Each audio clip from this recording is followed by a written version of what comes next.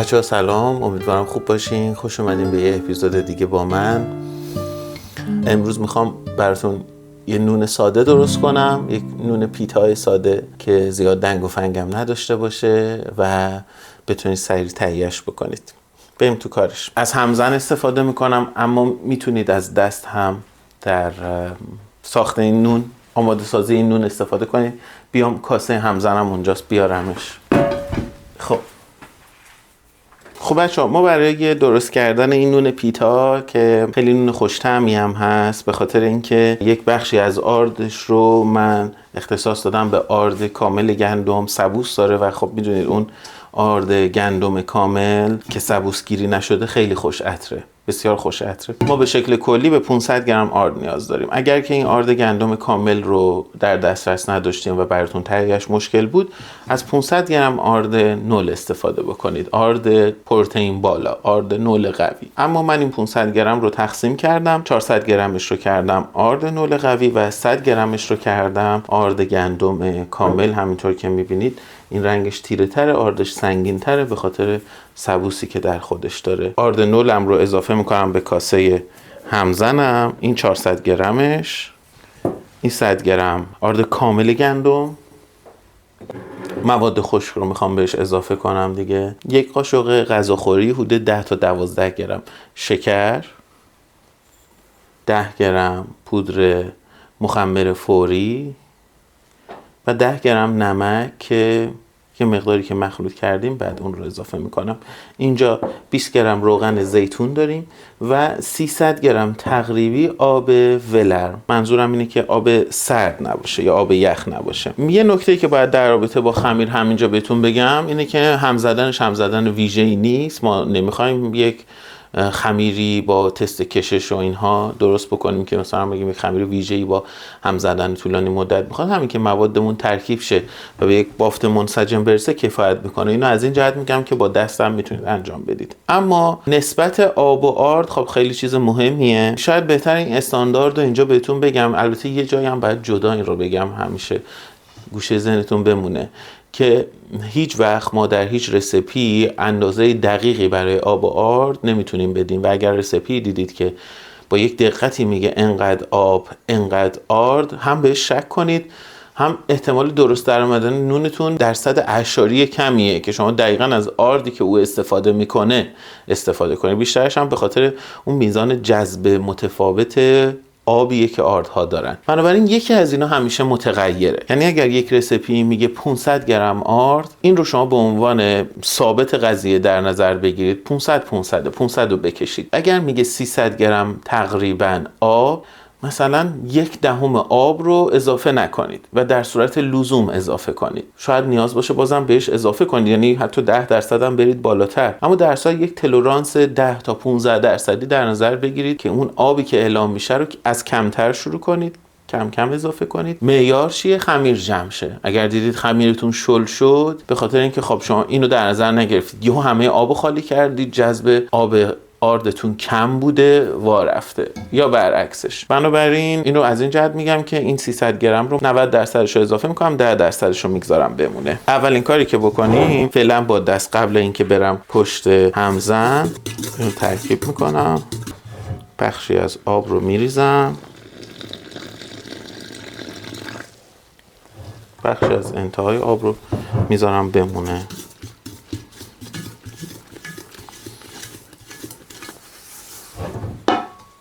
میخواد دوباره اضافه میکنم، یه مقدار کمی گذاشتم بمونه.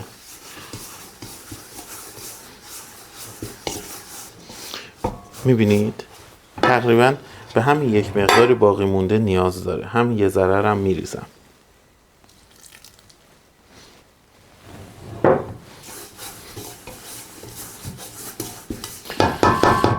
اینو الان باید یا با دست قشنگ ورزش بدم یا ببرم زیر، به اندازه‌ای که خمیرم منسجم شه ترکیبش کنم.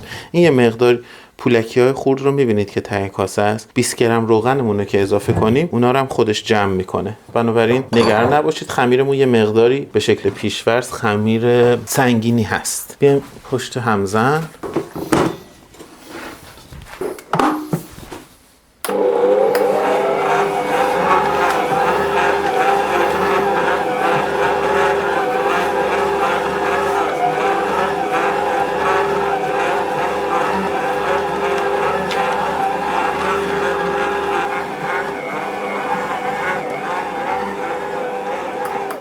الان تقریبا خمیر جمع شده نسبتاً و زمانش رسیده که من 10 گرم نمکم رو اضافه کنم و 1 دقیقه دیگه اجازه بدم ترکیب بشه. بعد کم کم روغن زیتونم رو بهش اضافه میکنم و بعد دیگه اون کل منسجمه به دست میاد و زیادم نیازی نیست به ورز دادن ادامه بدیم.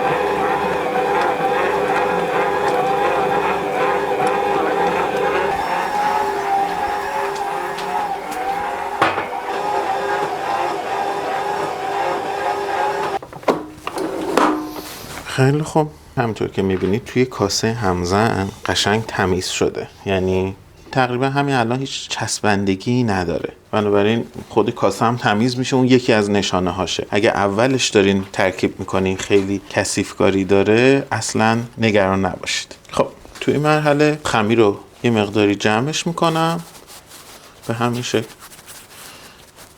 حالا یا روی میز این کار میتونید بکنید. یه مقداری روغن میریزم، یا میتونید آرد پاشی بکنید یا میتونید روغن بریزید، فرقی نمیکنه. کف یک پیاله و بذاریم خمیر رو داخلش و اجازه بدیم برای حدوداً 1 ساعت تا به اندازه‌ای که خمیرمون 2 برابر بشه استراحت کنه. جاهایی که در خانه مثلا اگه ماست خونگی زدین، ظرف ماستتون رو میذارین که خوب ببنده، بالای آشپزخونه، کنار رادیاتور، یه جاهای این چنینی. آشپزخونه ما الان آنچنان گرم نیست، بنابراین کاری که من میکنم فر رو برای حدود 3 دقیقه میذارم روی دمای 100 درجه، یعنی میذارم دمای 100 درجه، فر رو روشن میکنم، 3 دقیقه خاموشش میکنم. دماسنج منم یه چیزی کمتر از 50 درجه رو نشون میده، بنابراین من منظورم یه همچین چیزی بین 35-40 درجه، چون فضاش ایزوله است، اون گرما رو زیاد نگه میداره. بنابراین اگر فضاتون سرده میتونید از این کمک بگیرید. اما یه کاری هم میتونید بکنید که مهمه در داخل فر، به خاطر اینکه احتمال اینکه خمیرتون خوش بشه هست. اول اینکه روش رو میتونید با سلفون بپیچید، یا اگر از یه پارچه استفاده میکنید میتونید یه مقداری آب اسپری کنید به پارچتون و روی خمیرتون هم خیلی کم میتونید آب اسپری کنید، روشو بپوشونید. یه کار دیگه اگه هم که میتونید بکنید اینه که یه دستمال نمگیر آشپزخونه هم بردارید، اینو بذارید تو فر. این دستمال مرطوبتون هم بذارید این گوشه برای اینکه رطوبت داخل فرتون حفظ بشه. درش رو میبندم و فر رو خاموش میکنم. 1 ساعت دیگه بهتون برمیگردم.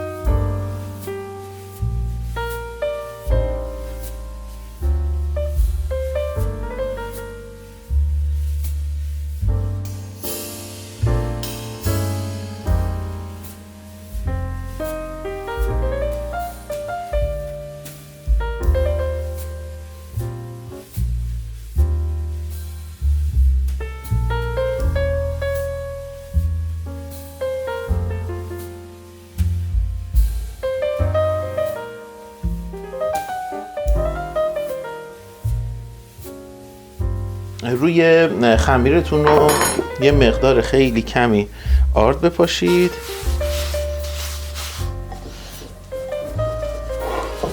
جداش کنید، خیلی پفشو نخوابونید بچه ها. برش گردونیم روی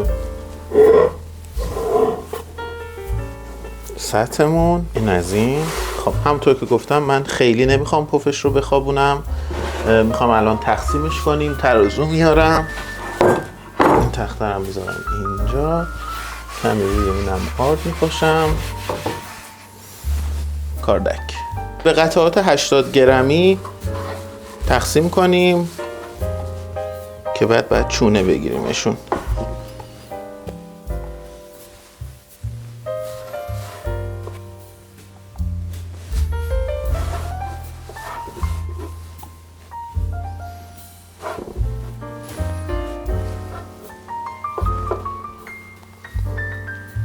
اینم از آخری که نزدیک 100 گرمه که دیگه آخریه، دیگه ایرادی نداره. خب خمیر رو به پشت جمع کنید یه مقداری.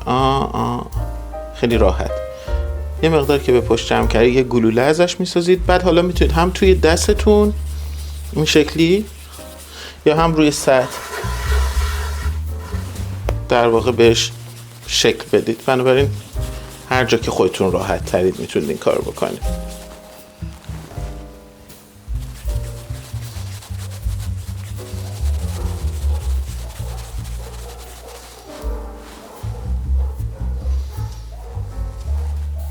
معلوم نیست کی داره از کوچه رد میشه، شوکا داره بدرقش میکنه.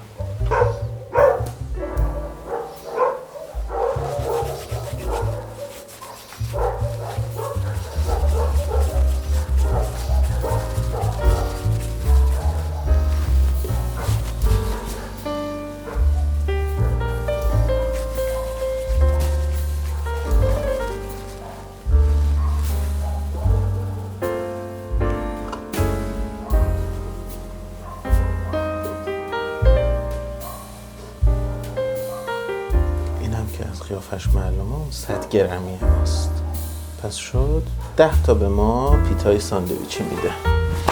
خب بچه‌ها به این چونه ها، به این خمیرمون یه 20 دقیقه نیم ساعت دیگه استراحت میدیم برای اینکه یه مقداری دوباره باز بشه. زیاد نه، ولی اگر الان خیلی سریع بخوام اینو ببریم زیر وردنه حالت کشسانی داره و هی میخواد جمع شه. یه مقداری که استراحت کنه کمتر مقاومت میکنه.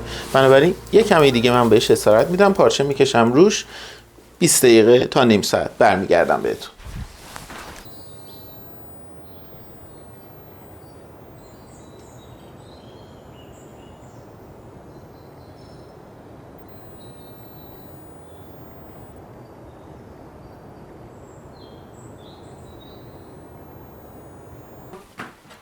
یه 20 دقیقه نیم ساعتی میگذره و الان دیگه وقتشه که خمیرمون رو پهن کنیم. بیاین اما قبلش، چون میخوام این رو توی ماهیتابه درست کنیم، ماهیتابه‌مون رو بذاریم روی اجاق گاز تا گرم بشه. من از ماهیتابه چدنم دارم استفاده میکنم. قطر زیادی داره، گرما رو خوب تو خودش نگه میداره و خیلی یک نواخته. شعله رو روی متوسط بذارین، داغ شدنش طول میکشه و تو این فاصله ما بریم سراغ خمیرمون. یکی از این چونه ها رو میارم، یه مقداری خیلی کم آرد میریزم روشو و زیرشو آردمالی میکنم، به خاطر اینکه میخوایم پهنش کنیم دیگه ممکنه که بچسبه به سطحمون. خب از وسط به بالا و پایین. قطر تقریبا یک نواختی باید داشته باشه. اگر دیدید خمیرتون خیلی داره مقاومت میکنه، یعنی مثل من استراحتش یعنی کافی نیست، باید اجازه بدیم یه مقداری بیشتر استراحت بکنه. ما تقریبا شکل بیضی میخوایم، مراقب باشیم پاره نشه و خب این دوتا رو بذارم اینجا ببینم ماهیتابه داغ شده. اینا رو میذارم این ور که از این به بعد بیایم اون ور درست کنیم. ببینم آیا ما میتونیم اینجا ادامه بدیم. اگه بتونیم باحال میشه.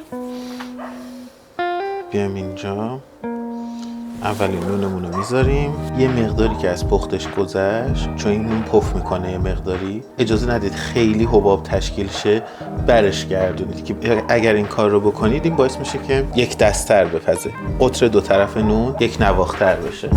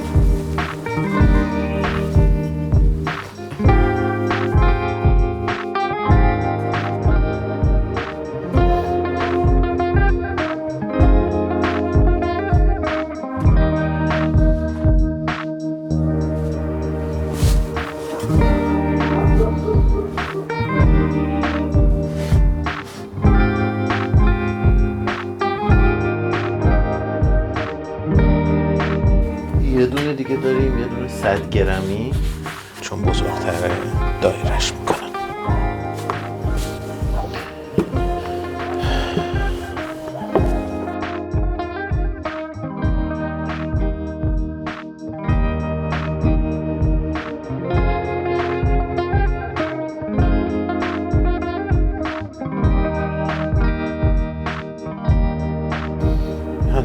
خیلی خوب، این هم از نونای ما. به به، چه کردیم، عالیه.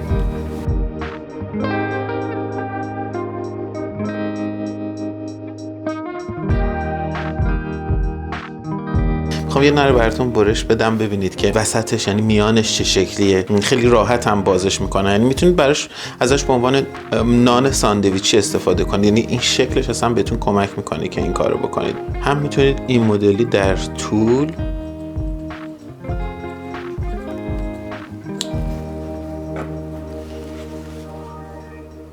قشنگ وسطش رو خودش بازه و راحت میتونید برای ساندویچ ازش استفاده کنید. اینطوری هم که میتونید دیگه در عرض برش بدید. قشنگ پاکتیه. حالا من اینجا یه مقداری هش براون درست کردم که قشنگ میتونید بذارید داخلش و حالا دیگه با هر چیزی که خودتون دلتون میخواد باش ساندویچ درست بکنید.